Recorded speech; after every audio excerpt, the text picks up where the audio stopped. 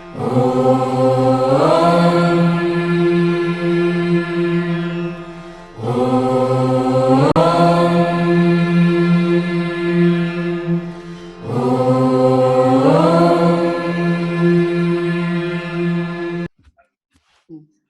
I'm Ashok Vyas, and it's always a pleasure to learn more about oneself.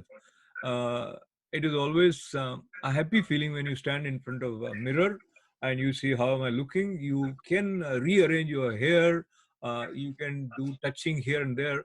But when it is a question of your inner space, then you'd need some extra support from people who are perceptive enough to help you look at your inner arrangement.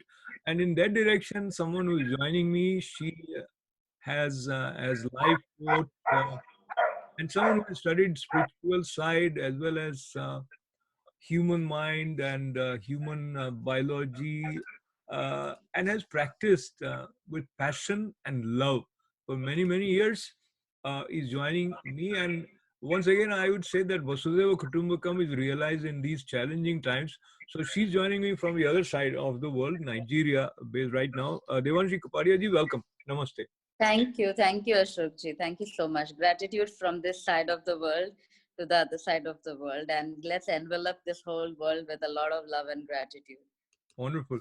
So, with love, I must also share with those who are watching this conversation that Zoom is also something that offers you the opportunity of having sort of an auditorium. So, there are some other friends who are not visible, but they are also a part of this conversation. So, their energy is also flowing in our conversation. And having said that, Devanshi, let's begin with the first question of the need to know oneself at deeper level. Most of the time, it is my name and this is what I do, this much I earn, Hmm. etc. is considered as the basic identity. Correct. So let me first thank you, Ashokji, for such a beautiful name that has flown through you, which is inner arrangements, and that itself talks a lot about what are we actually looking at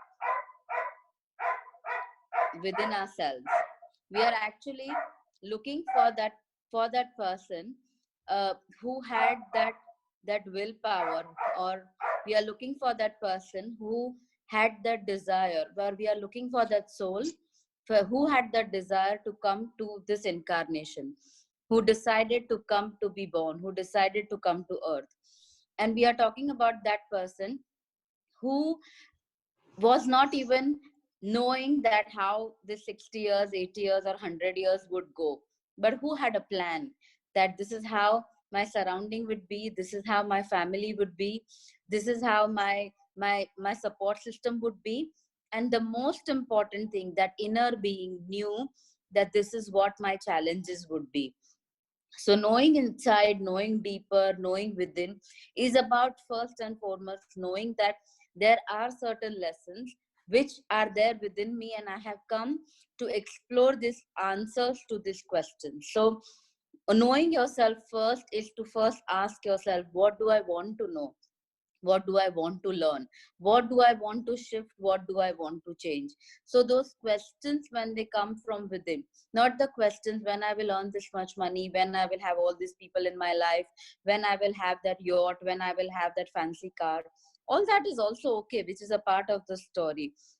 But what is very beautiful and what is very important is also to know that why have I come here, and what is it that I'm looking for. And that goes beyond all culture or religion, all time zones that we are born in. It's about that question, that deepest level of quest, thrive, that what am I here for. So who am I, what am I here for, is unfolding of the deeper self. So, who am I is a question that's also considered to be the core teaching of Bhagwan Raman Maharshi Ji. That is why I think he's here in this frame with me. Going further, deeper to the sense of understanding, Hmm. sometimes makes a few people more introspective than others.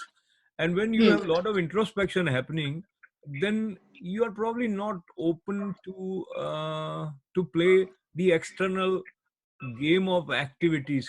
So how to find that beautiful fine balance where you have intense introspection as well as you are not devoid of meaningful activity.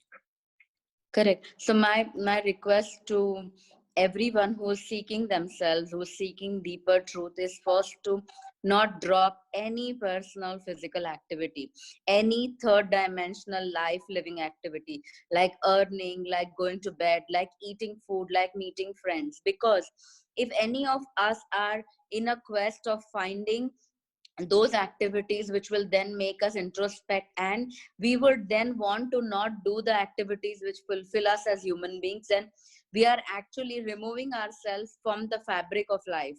And fabric of life is where our introspection, our balancing, and our meaningful activities are going to come. So the best way, or the most ideal way, or the most easy way of balancing introspection and meaningful activities is by telling yourself that these are non-negotiables for me in life. These 10 things, like paying fees, paying the bills, like going and caring for my parents and my in-laws, or cooking this meal. So when a human being makes down a list of their non-negotiables, from that day onwards, the burden, the pressure of life starts reducing, because these non-negotiable activities are ones which are going to support the fabric of this life. Now, after these non-negotiables, each human being should have at least three internal non-negotiable activities, and you can switch between these activities. For some people it's meditation, for some people it's yoga, for some people it's listening to a beautiful conversation, for some people it's chanting, for some people it's going out in nature and walking, for some people it's just doing some gardening work, for some people it's teaching somebody else. And we cannot come down to one particular story which will be a balm to our internal story, or which would be a healing to our internal story. We all have to have at least three non-negotiable activities, and with a resolution to self that, and in any given point of time, till every day I wake up to this beautiful world and I sleep into the another beautiful world, every day I wake up, I'm going to make sure that this one activity becomes a part of my non-negotiable activity. So a mathematical approach to balance, but yet trying to bring about that discipline internally, that as much as I'm doing 10 activities which are supporting the third dimensional life, I'm going to make sure that one activity always invariably undoubtedly happens, which allows me to continue with the introspection. It's like a learning habit. It's like how you teach the child from the age of 2 till the age of 5 or 6 about writing an A to Z every day, and then they do not forget it for the rest of their life. But do they stop using A to Z? No, they actually use it till the last day you sign a check, or you write a note somewhere. So you're going to continuously use that activity unconsciously, but first it has to become a part of your conscious process. So train yourself for 3 years, 5 years, 7 years, 9 years, 11 years into one activity, without giving yourself a Sunday break or a Diwali break or a Ramadan break. And when that becomes a part of your unconscious fabric, then it becomes a balance between the outer world and the inner world. So I suggest a ratio of 10 is to 1. If you have 20 non-negotiable activities, then let there be two internal non-negotiable activities too. I think the beauty of talking to Devanshi ji is that you bring in a different kind of expression and make it more contemporarily acceptable. So if I open what I'm saying is, you're not saying that you should have a regular puja or meditation. You're saying there should be a non negotiable inner activity of introspection, which could also be that you are doing your japa, or it could be Sure. something based on your nature or the way you have been exposed to. But I think this explains a lot in terms of working on our inner arrangement. Yet, um, there are many people who are very, very successful, and Mm. they have made money, they have made name, and one day they feel that nothing is making sense, it is meaningless. So why that stage comes. And allow me to add that we have seen some celebrities committing suicide. Everybody Correct. would be envious of their position, and they find that their stage is unbearable. So talk to us a little bit about this inner path which leads someone to this state of utter meaninglessness. So, Ashokji, meaninglessness has to be looked at two ways. One is when I'm actually losing my path and I've actually felt loss of my path, and that's when I'm feeling meaningless. But there is also a positive another aspect to it, that sometimes meaninglessness is when one chapter is already learned and over, and you are now allowing the universe to give you the next assignment or the next chapter. So talking about the first possibility first, which is where I have genuinely lost my path, have genuinely lost the meaning. So what happens is, no soul incarnates on earth saying that I'm going to become a doctor, or I'm going to become an engineer, or I'm going to become a carpenter, or I'm going to become a grocery man. Nobody comes with career in their mind. Nobody comes and says I'm going to have 2 marriages, 3 relationships, 5 children. We all come only and only with an essence of learning a lesson. Now sometimes the lesson could be to rise above greed. Now sometimes the lesson could be to be compassionate. Sometimes the lesson could be that I want to grow into becoming more holistic, or sometimes the lesson could be I want to connect to my creator self. So the lessons are more or less very expanded in the texture, and then according to that we weave the whole web of life. Now in this, it may just happen that the choice or the possibility of life that we have chosen, that I'm going to work along these lines, or I'm going to learn this particular chapter, the choices that we takes us far away from this particular lesson that we start off learning. So somebody can start off in a very humble way and then shoot it up in life to fame, to applaud, to money, to so many things. But their basic mute lesson, their basic lesson to learn was to learn, say, compassion, or was to say learn that how does it mean to survive in a homeostatic environment. And when they make certain life choices, they go far away from it, and that's when the emptiness starts coming in. The emptiness is a reminder that what I am doing, what I am feeling that I am doing, what is fulfilling me is actually not fulfilling me. And that is the time to turn back to that point, that last moment where it was complete fulfillment. It could have been fulfillment on a Christmas day, it could have been fulfillment with the first promotion in the job, it can be fulfillment when you first brought a dog who needs shelter home. So whoever feels empty, whoever feels that we have got so much and yet the meaning of life is lost, it's about understanding that the life choices have led us to a path which is far away from the lesson that we need to learn. Now, do we need to take that path, become a renunciate, and go back to a different life? No, not really. But when we reconnect to that point where we were connected, where we were fulfilled, where we were not empty, from there the real inspiration will come, that how do I want to live my life forward. So we know of a lot of successful celebrities also who suddenly start identifying with some very very prominent causes of the world, and we might just think that they are doing this for glamour, fame, or publicity, but may not be true. They have reached that point where everything is at the is at their beck and call, but they genuinely want to become a part of something. So every time you feel empty, ask yourself, what do I want to be a part of?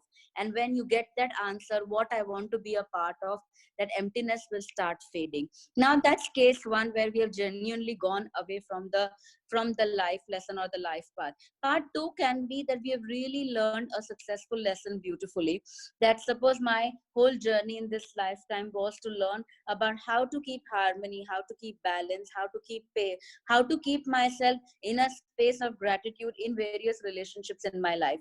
And after 5, 6, 10 different encounters with friends, partners, family members, I finally understood that my stepping stone into any relationship should be in gratitude. Then there can come a stage of my life where I am in absolute harmony with my surrounding, with my people, with my relationships. And this is the point where I might start feeling that universe, now I'm ready for an upgrade, now I'm ready for a next lesson. So I've learned my primary section lesson, and I'm ready for a secondary section. So after a very long phase of being homeostatic, if some jolt comes in your life, just don't lose whatever you've already had in your texture. Use those same lessons, use those same experiences, and move to this next stage with much more conviction and with much more power. So that's how I would address emptiness in the subject who's sitting in front of me, or for myself. So the way you explained it makes us think that the idea of learning resulting into so much joy for most of us at various stages of life, even the moment when you started to walk, uh, everybody was happy that you started walking. Walking, the kid is walking, or when you started speaking, everybody was happy. So learning was a natural part of it, but at certain stage we lose that core need to learn one thing for which we are here, as you mentioned. And how would one identify that I'm here to learn this or that? So if you can sort of help, because many times that area of confusion also causes probably avoidable anxiety, depression, a sort of a stress, and a sense of hollowness. So my connection, or my understanding of what is my life lesson, or what is my life path, and I asked myself this when I was 18 years old, and I had just entered my medical school, and I was asking myself that, okay, I'm here, I'm going to finish this curriculum, but it doesn't feel that I am completely here for this. This could be a part or an ally to where I want to be, but this can't be the complete me, or this can't be for what I'm here. And that's when I understood that this is not how we start looking at life. All the manifestations that we want to do in our life are a part of our desires. They are a part of what we in this situation in life have been programmed to aspire for, or in this situation in life what we are deprived and we want to get that. So that is a completely different ball game of what I want and how I want to fulfill myself with my desires. But what am I really for, or what is my lesson? That answer comes when you look back at life, and you need not look at a very far off incidents. You can look at last 2 months, 3 months, 5 months, 1 year, last 5 years, and ask yourself that what is that one challenge that again and again comes in my life in multiple forms. It comes through my life partner, it comes through my kids, it comes through my workspace, it comes through government, it comes through something like a pandemic like corona. So when the universe wants to make you fulfill your life mission, when it wants to make you complete one lesson, one task which you are born for, there are times in life wherein it will tell you to take your attention of everything else and just focus on that. So that one thing which is your strongest desire to change or to cure or to heal, but that area which gives you the maximum stress, the maximum tension, the maximum pressure, the maximum burden, is where your real understanding for this incarnation lies. So we look at these kind of situations as ill fate, or as bad turns of destiny, or as something which any human being in this kind of a world where everything is about bureaucracy or everything is about politics, we are going to suffer like that. So when you want to know a life lesson, it's only about looking your life very objectively, that if I can come down to three incidences or five incidences where I have felt the same, in irrespective of the person involved has been completely different, or the situation has been completely different, is where your core lies. The core actually lies in what troubles you the most. So I'm not promoting everybody to be in pain consciousness. Please, that's not my intent.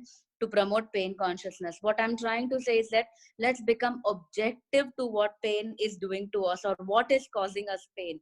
And when we get an answer of what is causing me pain, or what has caused me pain over last 2 years, 5 years, 2 months, 5 months, that becomes your life lesson. Because now the life wants you to rise beyond that, above that, and cross that stage. Like for grade 4, if I have a history chapter to study, it's only going to come in grade 4, and no matter how many nightmares I get, I have to finish that history chapter of grade 4 and pass the exam. But that same chapter is not going to be questioned to me for the rest of my life.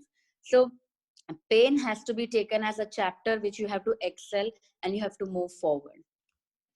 So take pain as a lesson, and then you only would know what is it that is drawing your attention intensely, and there is a recurring feel of going to that point. Uh, would be known only to the person concerned, I would say. Men is composed of multiple desires. Some are need-based desires. Some are probably, as it's easy to say, greed-based desire. But this greed is also a factor coming to us from our surroundings. Now, when we are running to fulfill our needs, there is a lack of introspection on appreciating the inner need, or even thinking about how I'm arranged inside in terms of a continuity of harmony within. Hmm. Uh, so, and we consider most of the time that fulfilling our needs, taking care of our responsibility is all that life is all about. Uh, but sometimes when you mention about learning the lesson, one starts thinking about something beyond all that I have arrived at.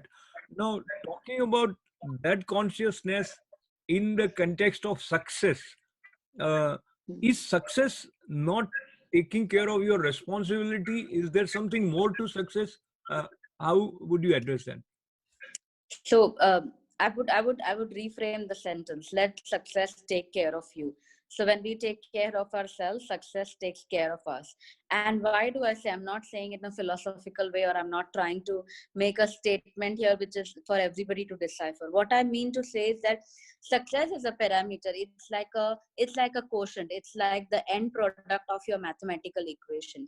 So for every mathematical equation, we want the end result as success. So success can be in any form. Success can be financial, economical, psychological, social, personal. The success is what we want as an end result of everything, because success is going to make us feel joy.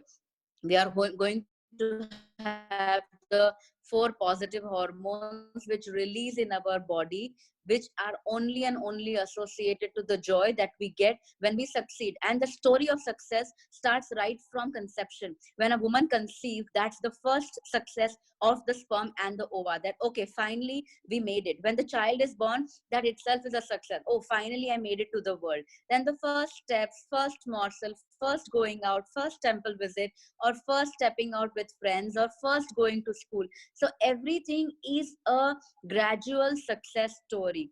So that is true that we are all aiming for success. Now what I want us to understand is that let success be a byproduct, or let success be the final outcome.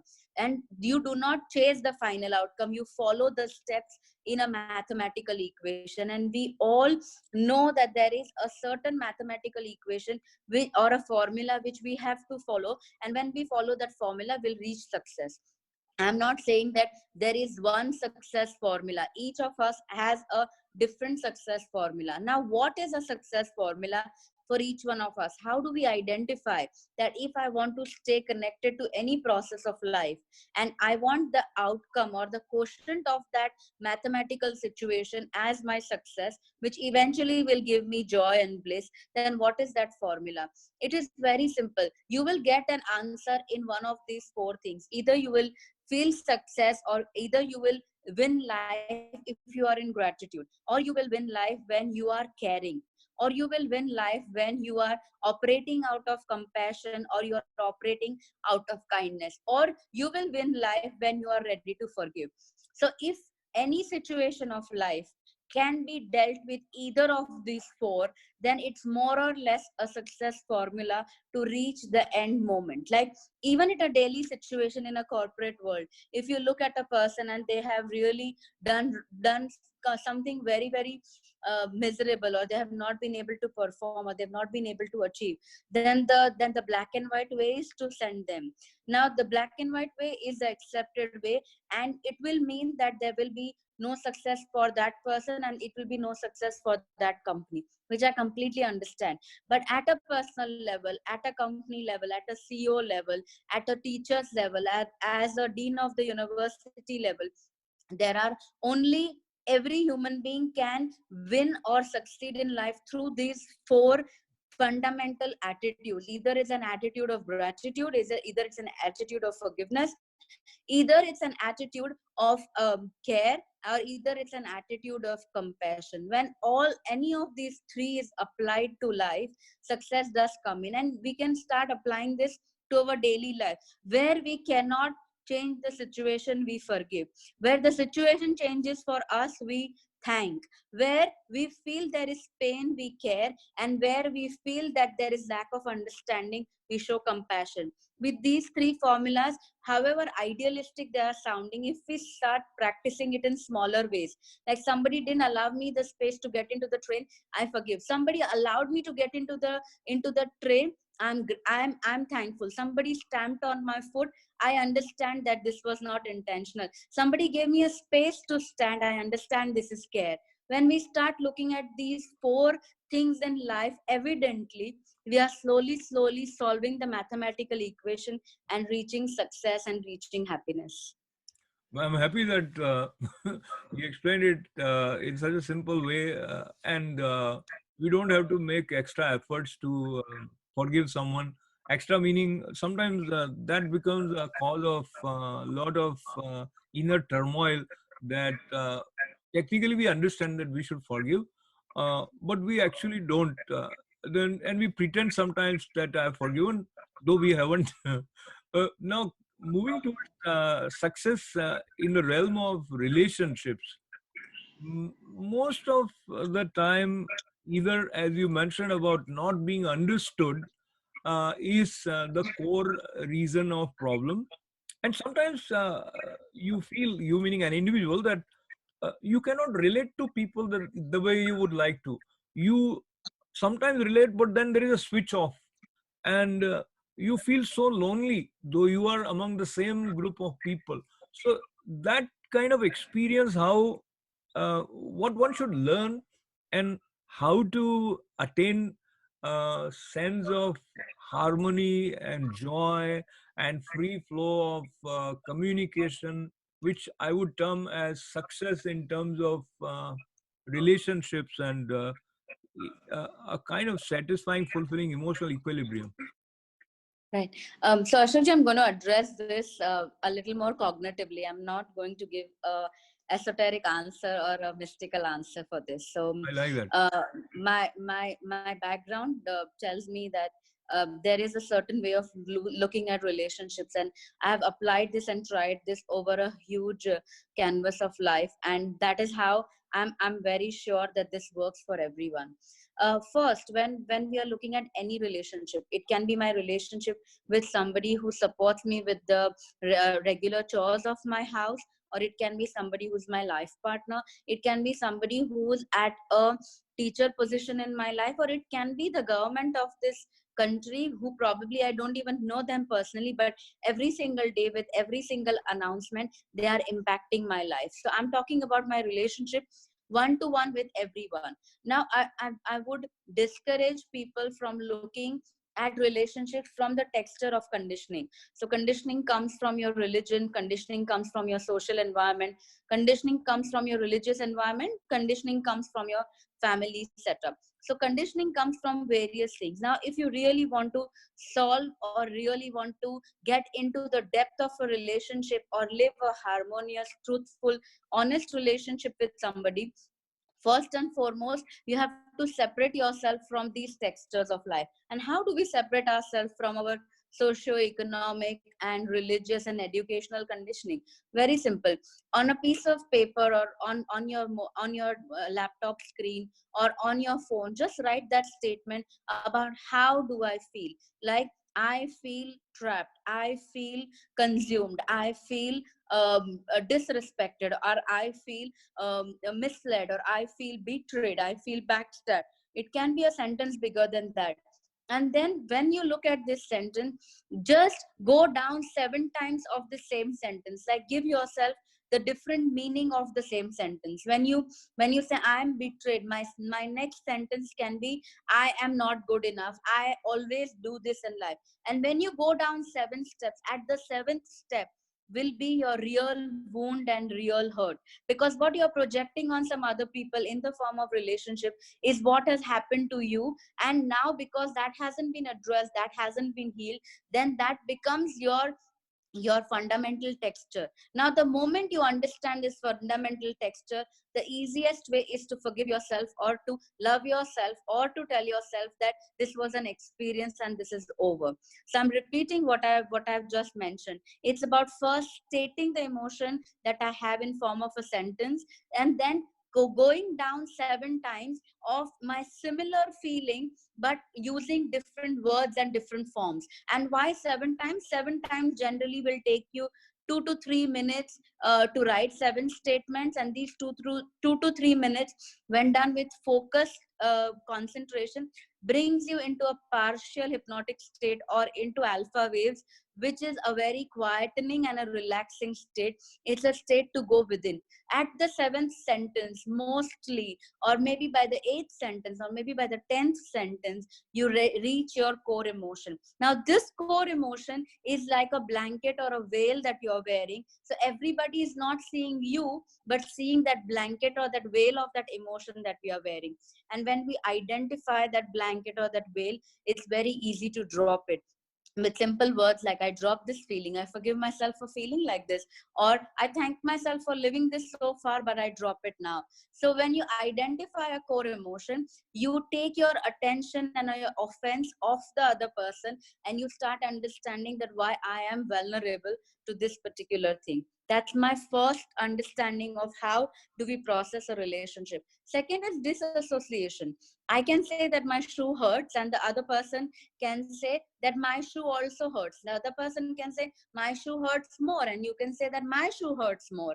Now, the only way to know that how much is each shoe hurting is to put your feet in both the shoes. And how do we do it? I'm giving a metaphor, but how do we do it? By taking a paper and pen and asking 4 questions to yourself. How do I feel in this situation? How do I feel the other person is feeling? And when the other person is feeling this about me, how do I feel in return? And when I feel this in return, how would the other person react? When we ask these 4 questions, we eventually, by the fourth question or by the fourth analysis, come to understand that the other side of the shoe is equally painful. Am I saying that these things can help bigger HR teams or CEO of their companies, or big share market people to solve their problems? Well, uh, life has introduced me to various genres of people, and they are not necessarily coming from a complete aware consciousness. But when a normal human being with a basic attitude and a basic awareness and a basic wanting to solve certain relationship puts themselves into these kind of introspective activities, relationships benefit as an outcome from this whole situation. Beautiful. Once again, if I may, with due respect, say I might not be correct in saying that, but you make it appear a little bit mathematical that you analyze your feelings. This is the way to move towards the other way of looking at your own feelings.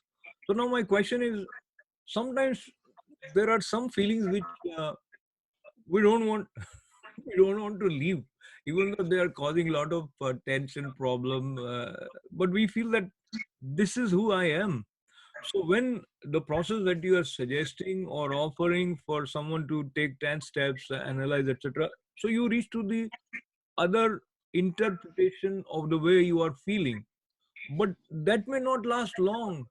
After after a few hours, you may slide back to the same feeling of anger, or uh, sort of having the kind of feeling which made you feel low, or angry, etc. So the two questions: one, how to sustain; the other, beautiful way of feeling about yourself in the same circumstances. So what is it that you would say is the real feeling? Because the way you are offering it, even the second one might not be real after some time. Correct. And I understand that, Ashokji, life is dynamic. We constantly feel different feelings all the time, and we are constantly encountering different situations all the time. But we have to understand that at our base, at our real core, we cannot be 100 things. Either we are craving for protection, either we are craving for security, either we are craving for spiritual guidance, or either we are craving for life guidance, or either we are craving to be understood. So more or less, life is so beautifully weaved that it also always starts from a center point. There is always a center point from which we weave the whole canvas of life. We do not start weaving lives at multiple points. We start from the center, and from the center we grow in all directions. So what I'm trying to say is that every time there is an encounter, every time there is a friction, you do not have to go right, left, up, down, center, forward. You have to keep going back to that center point. Now that center point can be your spiritual guide, your center point can be your mantra, your center point can be a book which uplifts you all the time. Your center point can be a chant that you do. Your center point can be going for running. Your center point. So every time life gives you this fallbacks, you have to now weave this fallback as an activity which you do as your core relief, as your core benefit. Now each one of us has to invest time in ourselves to know what is that core belief, or what is that core activity which brings me back to center. And the more we center ourselves, the better. So that is why probably weekends is the best time where you practice more centering and not decentering. And I'm not against parties, and I'm not against socializing, and I'm not against late nights. Everybody has an individual choice. But technically, a physical body can go through the rut of life 5 or 6 times a week, and then at one day it wants to go back to that center point from where we started, wants to sleep a little more, wants to eat a comfort food. And as we also do this, we should also come back to our core. I suggest that if we do this core strengthening activity as a weekend activity, or as a compulsory weekly activity, or we do it with our family, or with our spouses, or with our parents, as an activity, or in our individual space, then the fall down which happens in every few hours in our life, the frequency reduces. So there is not one magic thing to say, okay, now I do this and it will never repeat no matter what happens to me 6 hours later. But the magic formula is that build up that inner core, build up those resources, build up that inner strength. And that inner strength is about going to that center point. And that center point also, when associated to a very conscientious activity, leads us to getting lesser frustrated, lesser irritated, lesser ungrounded, and lesser revengeful and vengeful. Wonderful. So core centering, and how that is important and how that can be practiced became clear. And I think feelings are also related to food sometimes. For some people, if they have craving for eating something sweet, then they feel good. You Hmm. mentioned about nightlife. I think the lockdown and the kind of phase which we all are, nightlife is almost out for everyone. So leaving the life aside, but food is still an integral part of the day-to-day experience. Talk to us a little bit about feelings and relationship of feelings with food, and where do you see we should keep few things in mind when we are exploring our feelings with food. Correct. So, Ashokji, let's understand that whether we are talking about today, or we are talking about thousands of years back, as we evolved into human beings, or we directly became human beings, the basic understanding of life is with food. We understand that life is an ongoing process by two things. One is when the breath is working, and second, when we are able to consume food. And there are very, very few enlightened masters who do not need food into their daily survival. But for rest of us who are not enlightened and who are still on the path of seeking, we associate life with food, because food is life giving energy. For us, we may forget that breathing is a unconscious process, and we may not associate every single moment of breath with life giving, but every single morsel of food is associated to life giving. Now whatever you feel is deficient in your life, you will now associate that feeling with the food. Sometimes it's joy, sometimes it's warmth, sometimes it's oneness, sometimes it's just ease, sometimes it's happiness. There are so many missing emotions which we know which is missing from our life. So the way to eat back into life is to start eating the food which brings us back to life. So food is directly equated to how much life I can consume, or how much life can I take in, and that is the fundamental basis of food. Now with our suddenly evolved culture from last couple of decades, everybody talks about food in their own way. There are hundreds of diets available, there are hundreds of tips on what is good and what is not good, and what are the micronutrients and what are the macronutrients. All these are successfully available. What I generally assume that is healthier for us from the perspective of medicine, from the perspective of prana, is that we make sure that we do not force or we do not tax our body beyond sunset hours, which is the most healthiest food on earth. Beyond sunset, beyond few hours of the twilight, the body is not going to absorb it. So when you are eating food beyond twilight, you are actually programming in the body that I'm giving you, but I'm not nourishing you, I'm not giving you nutritive value. And this in this time of corona, we have understood the value of food, the value of eating. Some of us are eating excessively, some of us are watching our food, some of us have suddenly got into this groove of experimenting so many new recipes. Some of us have totally got fed up that let this world open up and let all these people who are hounding on me at 3 meals a day start searching food elsewhere. Well, all these situations definitely are around us. Our fun consciousness with food, and I believe that this is the best way to understand food, is that every morsel that you pick up in your hand, first of all, before picking up, ask yourself, am I hungry? And if the answer is yes, then eat it. And then the second question should be, what am I eating? And the answer could be nutrition, the answer could be love, the answer could be affection, the answer could be warmth.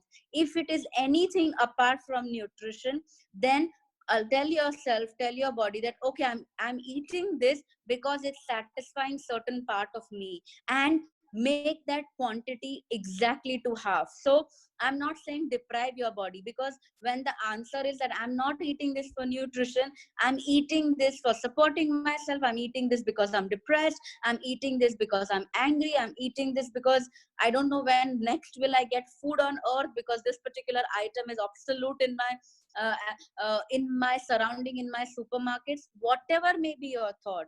When you become aware that this is nothing but this is anything but nutrition, at that time my suggestion is drop that particular thing to half. At least you are saving yourself from eating or from feeding your body into a full portion of negative emotions. Because if the food is associated to anything but nutrition, anything but prana, it's definitely going to take away your life force. At least in this manner, you are in reducing your life force by 50%. And I'm not saying do not eat outside, or whenever possible, if you need to have something which is not the most healthiest preparation, don't do it.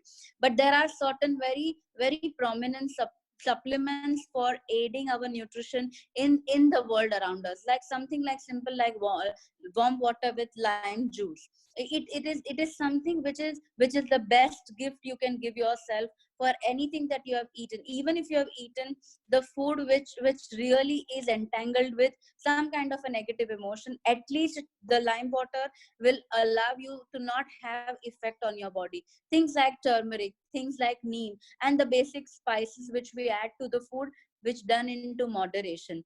But the three fundamental principles which I am aware, and that's how I look at my life, is I ask myself that how delayed I'm going to eat beyond sunset or twilight. My second question to myself with every morsel that I eat is I am in gratitude that this prana is now in front of me. So I'm taking life in, I'm taking power in, I'm taking blessings in, because today this food is in front of me. It's about gratitude to the life giving force. And third, I ask myself, what emotion am I eating? Am I eating nutritive emotion, or am I eating a destructive emotion? And if it's a destructive emotion, I leave it to half, and I allow myself to to bodily be damaged lesser. So that's how I understand food. I think you made it beautiful. Listening to you is helpful in increasing our awareness in a subtle way about steps that we are taking, whether it is on the emotional track or on the track near dining table.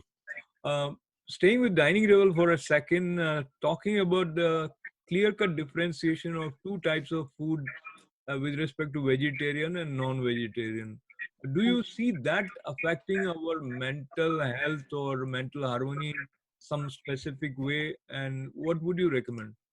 I would not have very strong opinions on vegetarianism and non-vegetarianism, for the simple fact that I'm born into a vegetarian family, and it comes into my natural lineage to not give in to non-vegetarian food cravings. Do I feel that they are wrong or they are not wrong? No, that's not the whole intent. But we have to understand that the basic game on this planet, whether it's animal kingdom or the human kingdom, it's about birth and death. And death, when done under any traumatic situation apart from natural or apart from a disease, will register into the cells or into the DNA of that particular creature. Now I'm talking about one cell, or I'm talking about 33 trillion cells of the human body. So what I'm trying to say is that trauma does get registered, and when death comes in the form of trauma, which can come in more or less all the cases where animals are subjected to a certain process to procure them for then being edible. I'm not saying that